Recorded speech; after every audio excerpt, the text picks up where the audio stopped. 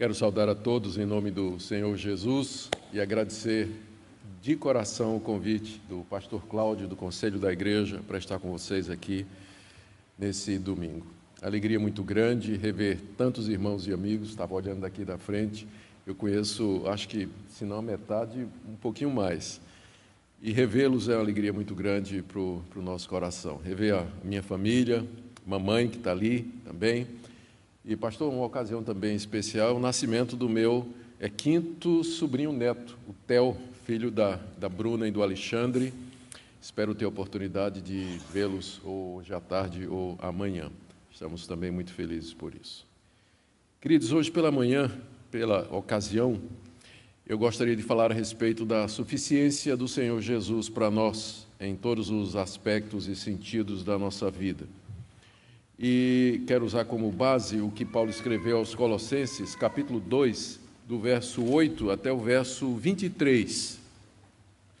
É uma passagem um pouco longa, por isso nós faremos a leitura à medida que a exposição bíblica estiver acontecendo. Mas já abra aí sua Bíblia em Colossenses 2, verso 8, e nós iremos seguir o que Paulo escreveu verso a verso, entendendo o que ele quis nos dizer. Deixe-me dar um pouquinho do contexto em que Paulo escreveu aquilo que nós vamos ler e explicar. Paulo não foi o fundador da igreja de Colossos. Quem fundou a igreja foi um discípulo dele chamado Epáfras. Talvez Epáfras tenha se convertido através da pregação de Paulo quando Paulo esteve naquela região. Éfeso é muito próximo de Colossos. Então, quem sabe lá em Éfeso, durante aqueles quase 3 anos que Paulo ministrou, Epáfras se converteu, voltou para a sua cidade, Colossos, e ali começou uma igreja. E a igreja começou a prosperar, a igreja começou a crescer. Mas, de repente, Epáfras se viu com um problema, que é o terror de qualquer pastor. É a infiltração de um falso ensino na igreja, trazido por alguns mestres, que se diziam enviados da parte de Deus e que tinham uma revelação especial da parte de Deus, com um conhecimento secreto que nem mesmo os apóstolos tinham, e que Deus tinha guardado e que agora estava revelando a eles. E que esse conhecimento, ou essa gnose, que é a palavra grega que se dá para isso, ela era necessária para a salvação. Ou seja, não bastava você ter acreditado em Jesus, você precisava ter acesso a esse conhecimento secreto, que era de propriedade desses mestres, para que você pudesse vencer a barreira entre Deus e os homens. E esse ensino era uma mistura de várias tendências que havia naquela época, no primeiro século. E elas se misturaram de uma forma a produzir um movimento ou uma heresia única que nós não encontramos em nenhuma outra parte, em nenhuma outra situação do Novo Testamento, e nem mesmo entre os historiadores daquela época, a ponto de que, então, esse movimento lá em Colossos ficou conhecido como a heresia de Colossos, porque só aparece lá e em nenhum outro lugar. Era uma mistura de cristianismo, tinha noções cristãs, misturado com ideias filosóficas daquela época, especialmente uma filosofia chamada neoplatonismo, que tinha raízes no grande filósofo Platão, misturava elementos judaicos, prática da lei judaica e algumas cerimônias judaicas, com um misticismo baseado em visões de anjos e adorações de anjos e revelações de Deus, terminando com uma prática ascética, ou seja, a tentativa de libertar a alma da prisão, que é o corpo, através da privação de necessidades básicas e legítimas, ou até do castigo do próprio corpo. Como vocês podem ver, era um verdadeiro balai de gato, né? Era uma combinação de tudo quanto é coisa estranha que havia ali. E Epáfras ficou assustado com aquilo ali. E ele, então, procurou ajuda com o seu pai espiritual, que era o apóstolo Paulo. Só que Paulo estava, a essa altura, preso em Roma. Então, ele faz a viagem lá de Colossos até Roma, encontra Paulo na prisão e diz: Paulo, eu preciso de ajuda, porque lá a igreja, a região está sendo infestada, né, com essa praga, com esse movimento, essa heresia, e eu não estou sabendo como enfrentar isso, eu quero que você me ajude. É então que Paulo escreve essa carta aos Colossenses, com o objetivo de combater aquela heresia, de mostrar aos Colossenses a suficiência de Cristo, a resposta para todos os questionamentos daqueles falsos mestres, e a antirresposta a todas as falsas promessas que eles estavam fazendo era a pessoa de Cristo. Tudo aquilo que eles estavam oferecendo, e as seitas oferecem sempre alguma coisa, Paulo vai dizer, mas isso você já tem em Cristo, isso você já é em Cristo. Você não precisa dessas coisas que esses mestres estão oferecendo, porque em Cristo Jesus você já tem todas estas coisas. Então, o foco da carta é na supremacia de Cristo e na sua suficiência, como resposta a todas essas demandas e ofertas dos falsos profetas e de outros que havia naquela época. A carta, por isso, a resposta de Paulo aqui, por isso, é extremamente relevante, porque muitos dos traços dessa seita lá de Colossos nós encontramos nos dias de hoje. Pessoas se apresentando como tendo um conhecimento secreto, um privilégio, um acesso privilegiado a Deus, são iluminados que receberam de Deus o último conhecimento a respeito de Deus, da igreja, novos métodos, novas ideias que Deus nunca revelou antes. Nós encontramos pessoas que querem ser reconhecidas na sua autoridade porque receberam visões de anjos, revelações diretas de Deus, pessoas que querem introduzir na igreja práticas judaicas ou a guarda daqueles elementos rituais da lei do Antigo Testamento, como se isso fosse prova de espiritualidade. O ascetismo, que é a prática de você mortificar o corpo com a intenção de libertar a alma, continua presente na igreja evangélica. O legalismo, que é a tentativa de adicionar alguma coisa à obra completa de Cristo, infesta o meio evangélico brasileiro hoje, ou seja, o que Paulo nos diz aqui é extremamente relevante. E é bom que num dia como hoje, em que nós celebramos de maneira especial, como o pastor Cláudio já falou, todo domingo a gente celebra isso, mas historicamente essa data, ela marca a ressurreição de Cristo dentre os mortos. Ao fazermos isso, é bom vermos o que é que o Novo Testamento nos ensina a respeito da sua suficiência, o que é que a sua morte e a sua ressurreição representam para nós. É isso que eu quero ver com vocês nessa manhã, mercê de Deus, do verso 8 até o verso 23, que é o miolo da carta, e é onde Paulo aborda esses quatro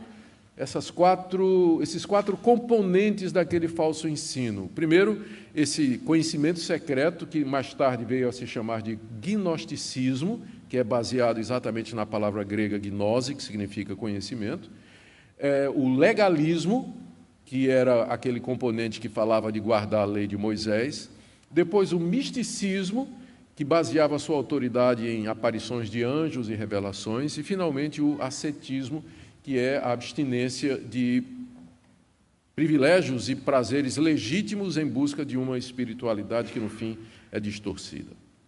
Vamos, então, começar com o que Paulo fala a respeito do gnosticismo, do verso 8 até o verso 10. Ele se dirige aos Colossenses dizendo assim: cuidado, que ninguém vos venha a enredar com sua filosofia e vãs sutilezas, conforme a tradição dos homens, conforme os rudimentos do mundo e não segundo Cristo, porque nele habita corporalmente toda a plenitude da divindade. Também nele estáis aperfeiçoados, ele é o cabeça de todo principado e potestade. Aqueles mestres diziam que eles tinham um conhecimento secreto e que consistia no seguinte, que entre o homem e Deus existe um espaço chamado pleroma, essa era a nomenclatura que eles usavam, ou plenitude, é a tradução. Havia uma plenitude que era ocupada por seres espirituais, que na filosofia grega era chamado de os rudimentos, ou os elementos básicos do mundo. Então, os elementos básicos do mundo, os fundamentos do mundo, estavam sob o controle de seres espirituais que ocupavam a distância entre o homem e Deus. É complicada essa religião. A gente só sabe disso porque, em 1950 e poucos, foi descoberto no Egito uma biblioteca gnóstica datando do século II. E aí nós temos escritos que mostram como essa religião era extremamente complicada e desenvolvida, no século II, não é? No século I, ela estava no seu início, mas já temos noção dela aqui. Então, eles diziam isso: para você chegar a Deus, você precisa atravessar essa plenitude e adorando ou servindo os espíritos que ocupam esses elementos fundamentais do mundo para você chegar até Deus. Esse é o conhecimento que os apóstolos não tinham, Paulo não tinha, Pedro não tinha, nenhum dos 12, Jesus não revelou, mas revelou a nós. Nós temos esse conhecimento, essa gnose. Então, se você quer ser salvo, você tem que seguir esse caminho aqui, senão você vai se perder. Essa é a nova realidade que eles estavam trazendo. Paulo diz no verso 8, cuidado, que ninguém venha enredar vocês. Enredar é prender numa rede, não é um método de caça. Você pega pássaro com rede, você pega animal com rede, é só armar a rede no caminho que o bicho passa e pega. Essa é a palavra que Paulo está usando aqui. Né? Não caia na armadilha mental dessas pessoas, porque isso é armadilha. Né? Cuidado que ninguém venha enredar vocês usando filosofia. A filosofia que Paulo se refere aqui é o neoplatonismo. É importante aqui lembrar que o neoplatonismo ensinava uma diferença, que o mundo é dividido em dois compartimentos. O andar de cima, que é o mundo das ideias, da perfeição e dos conceitos, e o andar de baixo, que é o mundo da matéria. Por exemplo, esse copo aqui, ele é um reflexo do copo ideal que está no mundo das ideias. Portanto, o que é material é imperfeito e intrinsecamente mal. Então, isso é chamado de dualismo. É por isso que eles vão insistir no ascetismo, né? Você tem que mortificar o corpo para poder libertar a alma. Então, eles ensinavam isso aqui. Paulo diz, cuidado com esse tipo de filosofia. E vãs sutilezas, sofisma, porque esse pessoal se apresenta argumentando muito bem. Eu sei que vocês não têm o hábito de seguir falso profeta. A minha profissão é segui-los, né? Para que eu possa entendê-los e para que eu possa ajudar a igreja no que eu puder. E eles, invariavelmente, esses homens, eles têm uma argumentação extremamente sutil. Usam de sofismas, usam de lógica, fazem inferências, tiram conclusão, de tal forma que mesmo o crente sincero, se ele estiver despreparado, ele vai ser enredado. Ele vai ficar enredado, vai cair numa armadilha mental. Ele vai ser levado a questionar, ele vai ser levado a refletir, dizer, puxa, será que eu estou no caminho errado? É tão simples o Evangelho, será que não é mais complicado? Realmente, eu sempre nunca pensei nesse assunto tal. A arma que é usada é exatamente a vã sutileza do raciocínio filosófico. E os nossos jovens, quando caem na universidade, não é de estranhar que a estatística é de que mais de 50% dos jovens evangélicos, quando chegam na universidade, eles perdem a fé ou então esmorecem na fé, é exatamente porque eles vão encontrar professores de filosofia, de física, especialmente, de biologia, e para não falar de sociologia e história, que vêm com essas sutilezas de raciocínio e de pensamento e enredam a cabeça e a mentalidade dos nossos jovens. Por isso, muitos deles ficam com essa dificuldade em continuar a ser crente no ambiente universitário, por conta da força, da sutileza, do erro, a maneira como eles argumentam. Além disso, Paulo disse, isso é conforme tradição dos homens, estou no verso 8, tradição dos homens, isso não vem de Deus. Os homens, desde que se afastaram de Deus, eles vêm procurando resposta para a origem do universo, por que é que nós existimos, por que é que existe alguma coisa em vez de nada, qual é o propósito da vida. Então, eles criaram toda uma cultura em torno dessas perguntas para as quais eles não têm resposta definitiva. E vocês não devem deixar se enredar pelas tentativas humanas de dar respostas para essas grandes questões existenciais, porque sem Deus vocês nunca vão compreender esse tipo de coisa.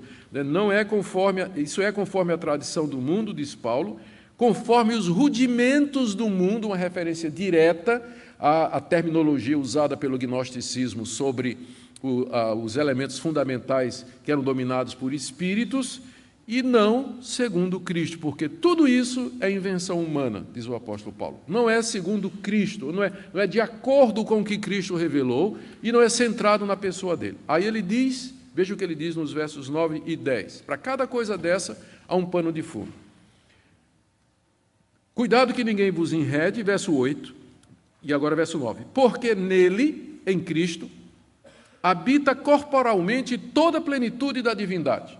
Aqui Paulo deu 2 tiros. O primeiro, na ideia de que Deus, porque ele é no andar de cima, ele não pode entrar no andar de baixo, porque é indigno de Deus. A ideia de Deus se fazer homem era extremamente estranha para o mundo do apóstolo Paulo. no mundo daquela época, que Deus, que é bom, espírito perfeito, ele pudesse assumir uma forma humana, ele pudesse encarnar. E mais do que isso, ressuscitar. Por que que Deus iria tirar um corpo, um cadáver da sepultura? Se a matéria ela é inferior e Deus é espírito, por que que ele precisa de um corpo? Esse era o questionamento que esses mestres estavam fazendo. Resposta de Paulo: em Cristo habita corporalmente toda a plenitude, mais uma palavrinha gnóstica, plenitude é o espaço entre o homem e Deus. Em Cristo habita corporalmente toda a plenitude da divindade. E aqui está a resposta de Paulo para o gnosticismo.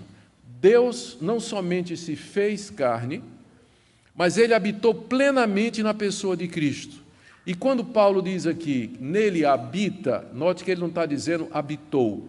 Ele não está falando do período da encarnação, dos 30 anos que Jesus viveu aqui. Está falando da ressurreição. Cristo ressuscitou com o mesmo corpo com que ele morreu, só que glorificado. Alguns cristãos têm uma ideia estranha de que quando Cristo subiu ao céu, no caminho entre a terra e o céu, em algum lugar ele pegou o corpo e escondeu em algum lugar, não é? E que Cristo hoje é espírito.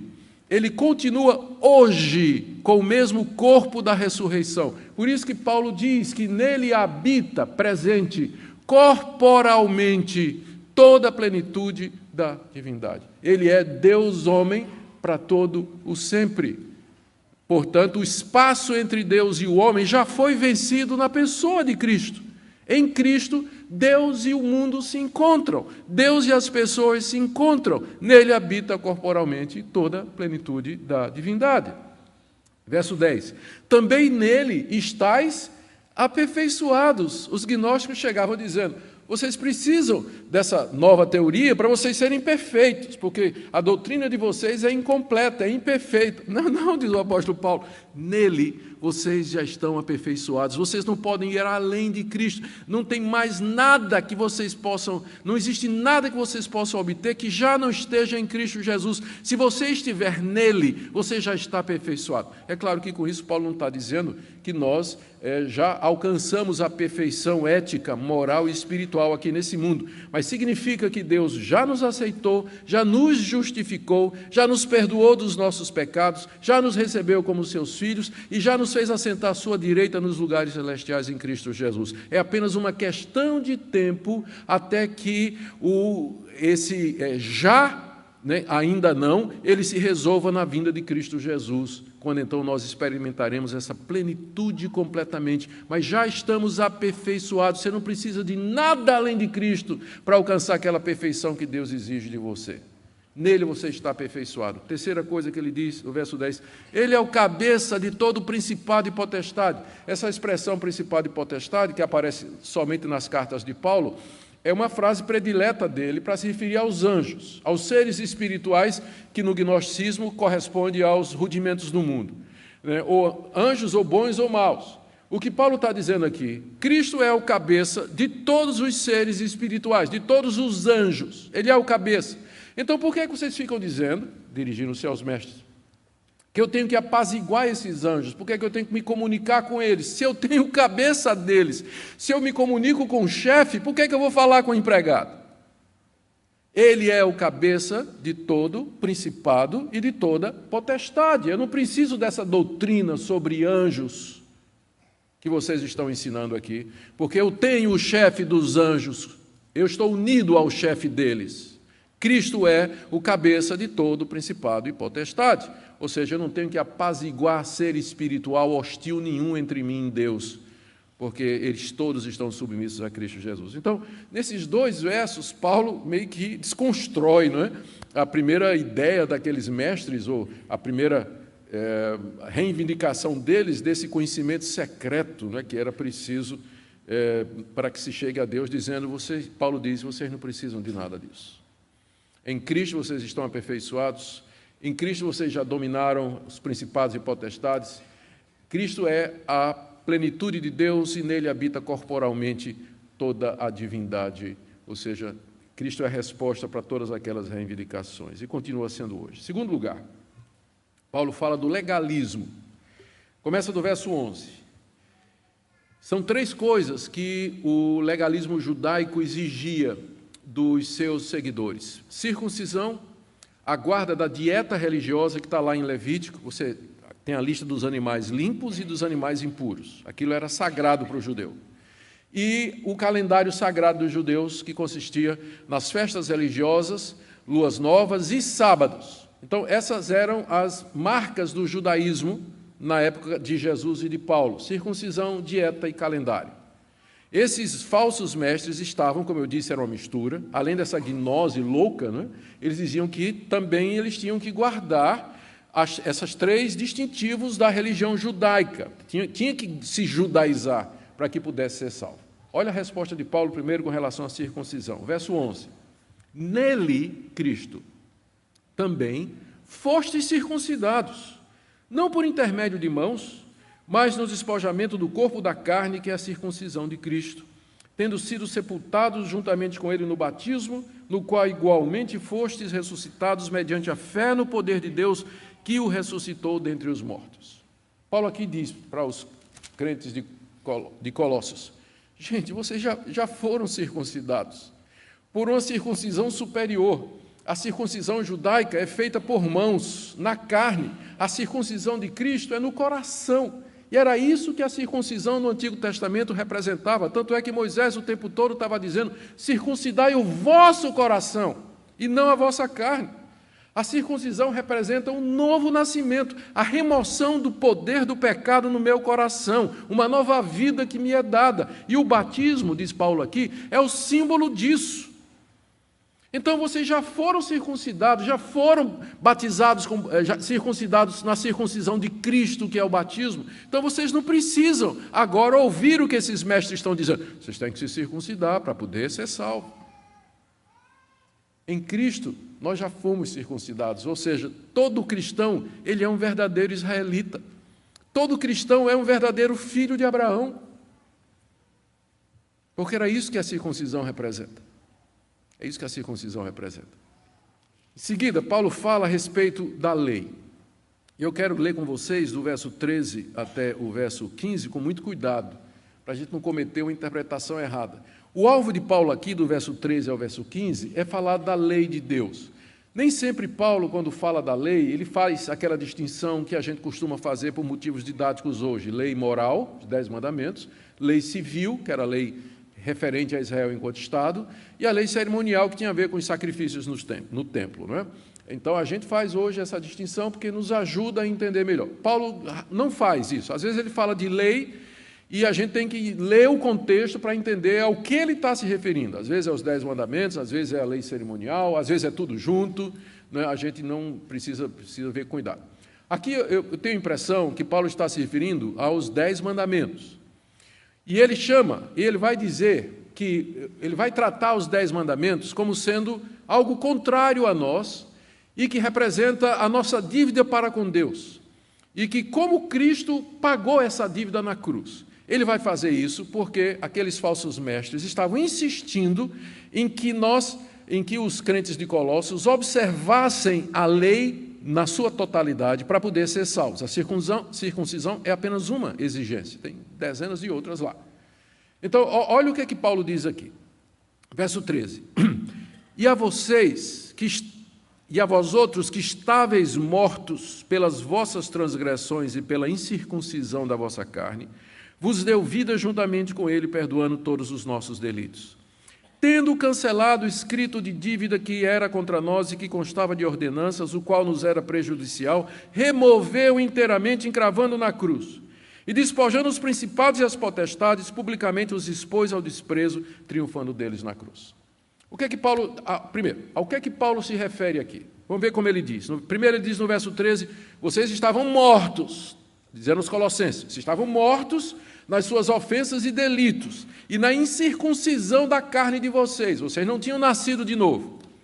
Deus deu vida a vocês, através da pregação do Evangelho, perdoando todos os delitos de vocês, perdoando todas as ofensas, crimes e pecados que vocês cometeram contra Deus. Mas com que base Deus fez isso? Como é que Deus, sendo santo, justo, verdadeiro, ele pode perdoar delitos de criminosos como nós? Como é que ele pode nos receber como inocentes depois de todos os pecados que nós cometemos? É o que ele vai explicar no verso 14. Tendo cancelado o escrito de dívida que era contra nós e que constava de ordenanças, o qual nos era prejudicial, removeu inteiramente, encravando na cruz. Os 10 mandamentos são este escrito de dívida.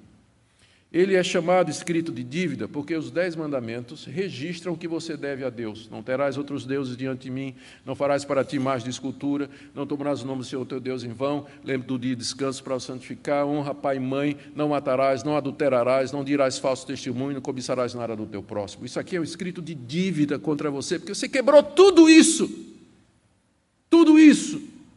Então, os 10 mandamentos, eles nunca foram dados para que você se salvasse através deles, mas eles foram dados para mostrar a sua dívida e que você precisa de um Salvador. A lei aponta para Cristo e a necessidade de um Redentor. Ela nunca foi caminho de salvação e de redenção. Portanto, é um escrito de dívida que consta de ordenanças, não faça isso, não faça aquilo, faça isso, faça aquilo, o qual nos era prejudicial, não porque a lei está errada, mas porque nós estamos errados, a lei é santa, mas nós somos pecadores. O que é que Deus fez? Deus cancelou esse escrito. Como? Removeu inteiramente. Como? Encravando-o na cruz. Ou seja, quando Cristo estava sendo cravado na cruz, com ele estava o escrito de dívida contra mim. De forma que agora, quando aquele escrito aparece, em sangue está escrito, quitado, pago. É por isso que Deus pode perdoar os seus delitos, é por isso que Ele pode receber você como seu filho, é por isso que Ele pode recebê-lo e acolhê-lo na sua família, perdoá-lo e lhe dar a vida eterna, porque o escrito de dívida contra você foi encravado na cruz.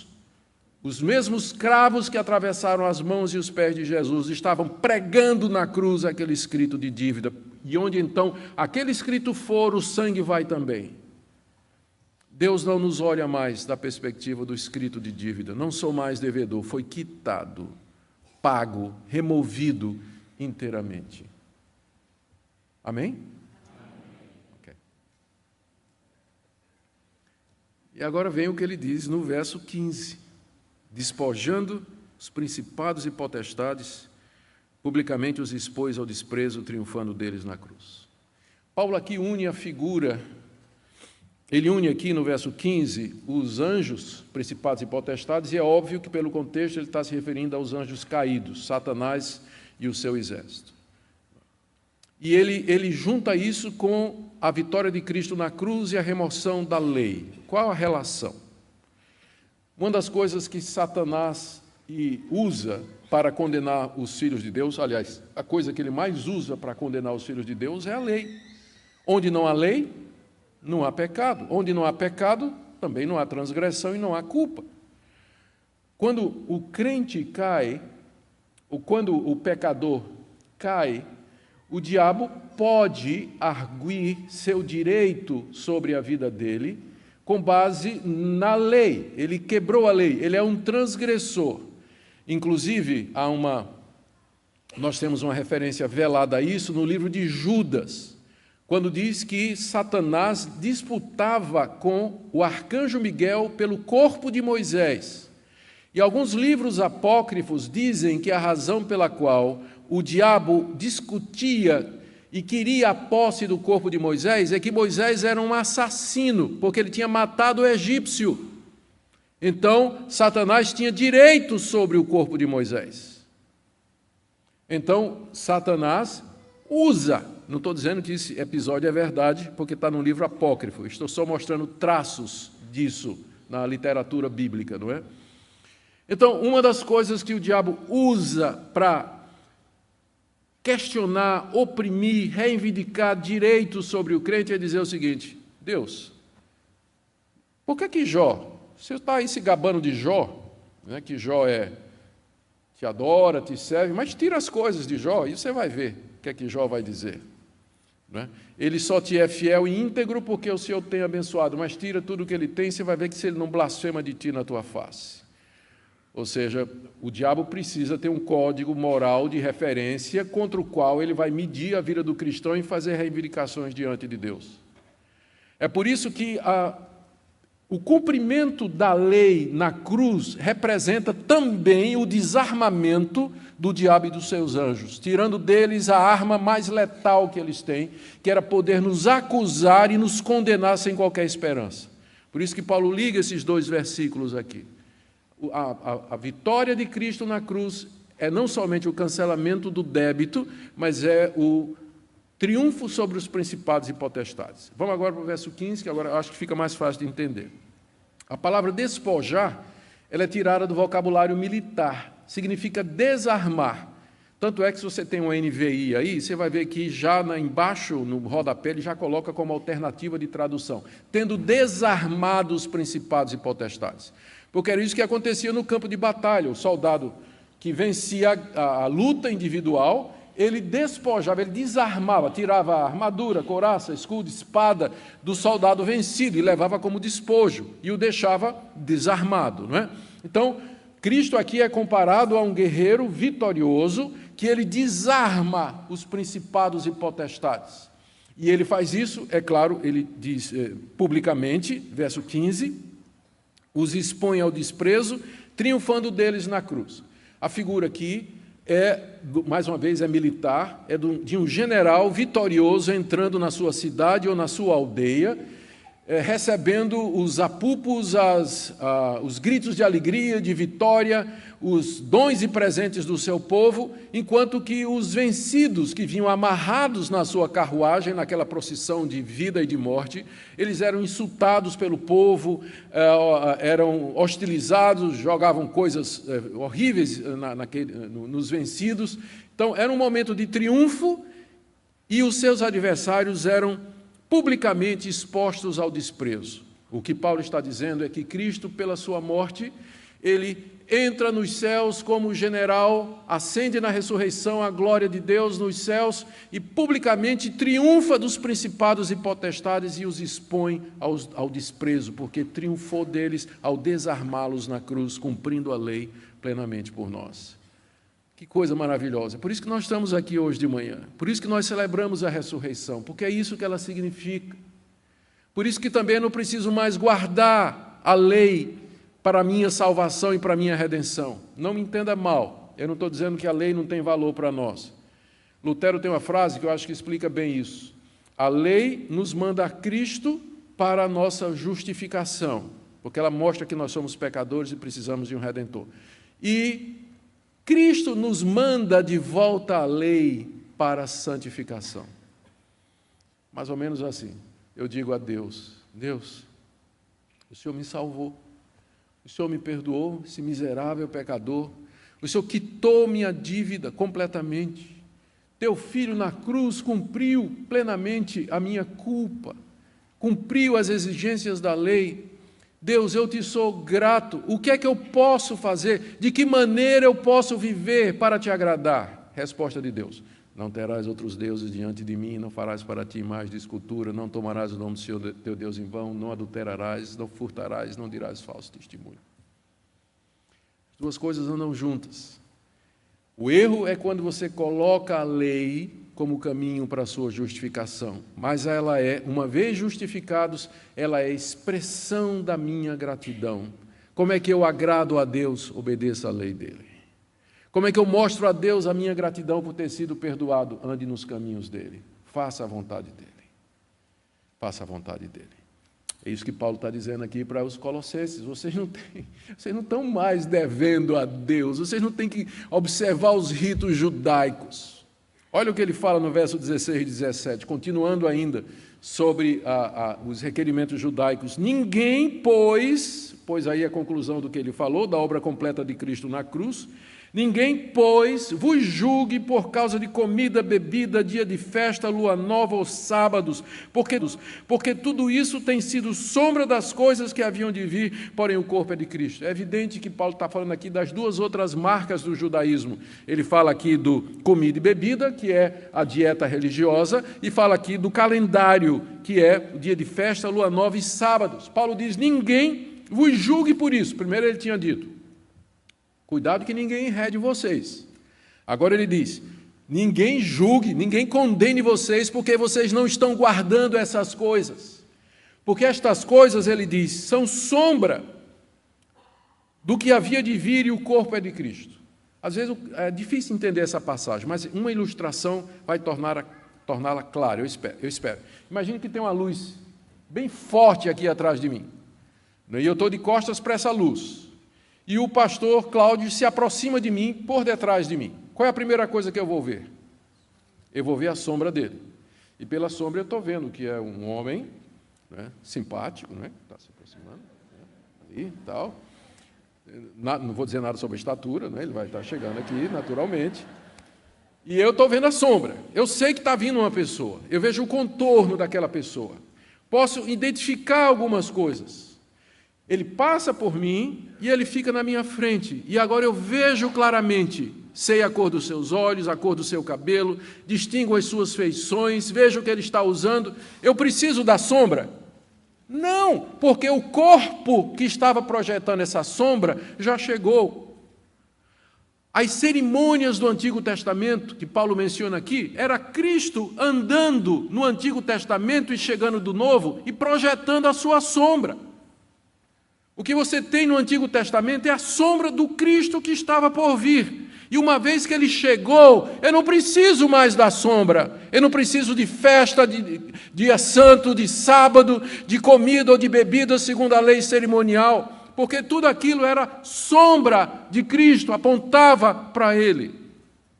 Eu não entendo porque é que tem igreja evangélica hoje, que pastor toca chofar para começar o culto, entra com a Arca da Aliança, pastor se veste de rabino. Tem até um templo de Salomão lá em São Paulo, né? Não sei. Na Bíblia desse pessoal deve estar faltando Colossenses, Hebreus, Gálatas e uma série de outras passagens. Nós não temos que guardar isso. O crente não celebra nem Páscoa, vocês sabem disso. A gente celebra a ceia do Senhor. Páscoa é uma festa judaica. E que já se cumpriu na ressurreição de Cristo. A única festa que Cristo deixou é a festa dominical, a celebração da ceia. Comer o seu pão e beber o seu sangue. Somos livres disso. Em Cristo nós somos libertos disso. Vamos agora para o terceiro ponto de Paulo, e aqui eu estou correndo, verso 18 e 19. Ninguém se faça árbitro contra vós outros, pretextando humildade e culto dos anjos, baseando-se em visões, infatuado sem motivo algum na sua mente carnal, e não retendo a cabeça, da qual todo o corpo, suprido e bem vinculado por suas juntas e ligamentos, cresce o crescimento que procede de Deus. Aqui Paulo está combatendo a veia mística daqueles homens, porque aqueles homens chegavam com essa conversa, mas qual era a autoridade deles? Qual era a autoridade deles? Verso 18. Ninguém se faça árbitro contra vós outros. Notou, ele primeiro disse, ninguém vos enrede, depois ninguém vos julgue, e agora ninguém se faça juiz contra vocês. Ninguém julgue o comportamento de vocês em Cristo, pretextando humildade. É assim que o falso mestre chega. Humilde, piedoso. Você conhece fulana? Conheço. Não é aquela irmãzinha que é santa mulher de Deus, nunca foi nem na praia, não assiste televisão. Santa mulher, passa o tempo todo em oração, buscando a Deus. Deus fala com ela de uma maneira que não fala com mais ninguém, pretextando humildade e culto dos anjos. De onde você tirou essas ideias? Eu estava cultuando os anjos e um deles me falou. Se você der uma olhada na história da igreja, você vai ver que quase todas as falsas religiões elas começaram com a aparição de anjo. O islamismo, um anjo aparece a Mohammed, pastor de cabras. Mormonismo, o anjo Moroni aparece a Joseph Smith e dá para ele o livro de Mormon. E a lista é grande de gente que diz que viu anjo, que apareceu dentro do meio evangélico. Muitas dessas práticas, como G12, por exemplo, ou até mesmo o MDA, é baseado em gente que diz que Deus lhe revelou, que Deus lhe mostrou alguma coisa. Práticas e métodos que são inseridos dentro da igreja na autoridade de visão e revelação. E aqui a porta está aberta, não está? Se Deus está revelando coisa nova, e estratégias novas, e modelos novos para a igreja, que Ele não revelou aos apóstolos e que não está escrito, qual o limite disso? Qual o limite disso? Por isso que o grito da reforma foi sola Escritura. Se não estiver na Escritura, por favor, não peça para que eu acredite. Se você não puder demonstrar da Bíblia, por favor, não venha querer me convencer, me julgar, me enredar ou se fazer de árbitro contra mim. Porque essa sua fonte de autoridade, ela não é bíblica, como Paulo diz aqui, baseando-se em visões, está vendo o verso 18? Esse pessoal se baseia em visões, enfatuado, arrogante, sem motivo algum, porque Deus não lhe apareceu, na sua mente carnal. Não tem uma mente espiritual, mas é carnal. A carne pode ser religiosa, ela inventa mentira religiosa. Uma mente carnal é capaz de criar sofismas, sutilezas, que era exatamente isso que estava acontecendo, e acontece hoje. E acontece hoje também.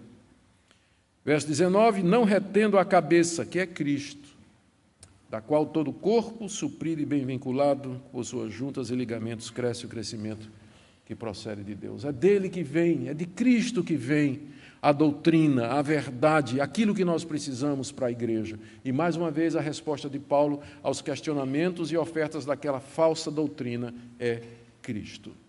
Nele nós temos tudo o que precisamos. Ele é o cabeça da igreja, ele é o cabeça dos principados e potestades, nele fomos circuncidados, nele a lei foi completamente cumprida, ele triunfou contra os principados e potestades, nele habita corporalmente toda a plenitude da divindade, nele vocês estão aperfeiçoados. Gente, vocês não precisam de mais nada. Nós precisamos do Senhor Jesus e nele nós temos tudo. Nele estão escondidos todos os tesouros da sabedoria e do conhecimento de Deus. Ter a Cristo é ter tudo que alguém pode ter nesse mundo.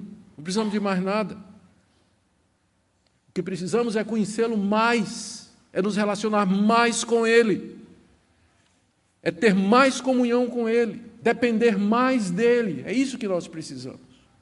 A última coisa que Paulo fala, e com isso eu termino, verso 20 a 23, contra o elemento ascético daquela seita. Se morrestes com Cristo para os rudimentos do mundo, mais uma vez aquela expressão, não é? Porque, como se vivesseis no mundo, vos sujeitais a ordenanças, não manuseis isso, não proves aquilo, não toques aquilo outro, segundo os preceitos e doutrinas dos homens, pois que todas estas coisas com uso se destroem. Tais coisas, com efeito, têm aparência de sabedoria, como culto de si mesmo, e de falsa humildade e de rigor ascético, todavia não tem valor algum contra a sensualidade. Paulo aqui está combatendo a atitude daqueles mestres que chegavam na igreja aparentando uma santidade que era só de casca mesmo. Paulo diz aqui que eles tinham aparência de sabedoria, estou no verso 23. Eles aparentavam sabedoria, mas na verdade era um culto a si mesmo. A gente é chamado para prestar culto a Deus, mas não são poucos que prestam culto a si mesmo. É uma falsa espiritualidade, é orgulho invertido. Uma falsa humildade, não é? Caras longas, vestes talares, coisa escrita na testa. Os fariseus, é o retrato disso que Jesus está dizendo aqui. Uma piedade externa para aparecer aos homens. No fundo é culto a si mesmo e não a Deus. Falsa humildade, rigor ascético. Essas pessoas se apresentavam como santarrões porque elas castigavam o seu próprio corpo, se abstinham de coisas lícitas que Deus tinha criado para o deleite dos fiéis. Paulo encontra um grupo desse lá em 1 Timóteo, capítulo 4, quando fala, inclusive, que esse grupo proibia casamento. Ficar solteiro e se dedicar a Deus é mais espiritual do que ficar casado. Soa católico? A origem é no Novo Testamento dessa ideia. Né? A ideia do celibato obrigatório, sendo o celibato um estado superior de casado, tem origem no dualismo, no platonismo, no gnosticismo, todas essas ideias que entraram na igreja no início da Idade Média. Paulo diz, olha, essas coisas são preceitos e doutrinas de homens, com uso se destroem. Verso 23, no final, todavia, estas coisas não têm valor algum contra a sensualidade. Teve um pai da igreja, e um século depois o pastor Cláudio vai me lembrar aqui, não sei se é 3 ou 4, Orígenes, que chegou a se castrar para poder escapar da sensualidade. Ele tinha, né, uma sensualidade, um desejo carnal, sexual tão forte que ele, desesperado para vencer aquilo, resolveu se castrar. Continuou do mesmo jeito. Porque a sensualidade não está nos órgãos genitais, mas está Então, essas coisas não têm valor nenhum contra a sensualidade. O ascetismo, mortificação física, não tem valor nenhum contra a sensualidade. Contra a sensualidade só tem um remédio: a circuncisão de Cristo. Circuncidar o coração, nascer de novo, viver em união com Cristo, viver uma vida cheia do Espírito Santo. Senão você pode tomar a medida que você tomar e o seu coração e a sua mente vão continuar a cobiçar a impureza, a pornografia, a imoralidade, todas estas coisas. Cristo, mais uma vez, Paulo apresenta aqui, é a resposta para o desejo de santidade do crente. Onde é que você vai encontrar força para ser santo? Razão para ser santo? Resposta: em Cristo. Vocês já morreram para o mundo. É assim que ele começa o verso 20. Vocês já morreram com Cristo. Já estão mortos. Considere-se morto. Viva, unido a Ele na sua morte e na sua ressurreição. Eu quero terminar perguntando a você e a mim: como é que nós estamos diante disso? Esse é o Evangelho. Esse é o Evangelho na sua simplicidade, na sua pureza. Cristo, poder de Deus e sabedoria de Deus. Cristo e somente Cristo. A pergunta é: o que Ele representa para você nessa manhã da ressurreição? Nós vamos participar do pão e do cálice. Ele é tudo para você. Nele você está satisfeito. Nele está a sua esperança e sua confiança da vida eterna. É a Ele que você recorre no momento de angústia, de tentação, de provação, de dor. É Ele, o amado da sua alma, o deleite da sua alma. Que Cristo seja para nós, de fato, o lírio dos vales. Que Ele seja aquele que nos satisfaz completamente. Que nele nós nos alegremos no meio das nossas provações, das nossas dores e sofrimentos aqui nesse mundo. Que o Senhor Jesus seja o nosso deleite, o amado da nossa alma. Para que essa celebração não seja apenas um ritual, mas uma festa. Um momento de alegria e de regozijo naquele que é tudo para nós. Amém? Vamos orar. Ó Deus, te damos graças pelo Teu Filho, pelo Evangelho, pela plenitude de Jesus Cristo e pelo privilégio de pertencermos a Ele e de podermos nessa manhã celebrarmos a Sua morte e a Sua ressurreição. Perdoa-nos quando nós tentamos de alguma forma nos justificar diante de Ti fora da obra completa de Cristo. Livra-nos dos falsos mestres, daqueles que querem nos enredar. Livra-nos do nosso próprio coração, que, mesmo circuncidado, às vezes se sente atraído para os rudimentos desse mundo. Pedimos, nosso Deus, isso em nome do nosso bendito Salvador.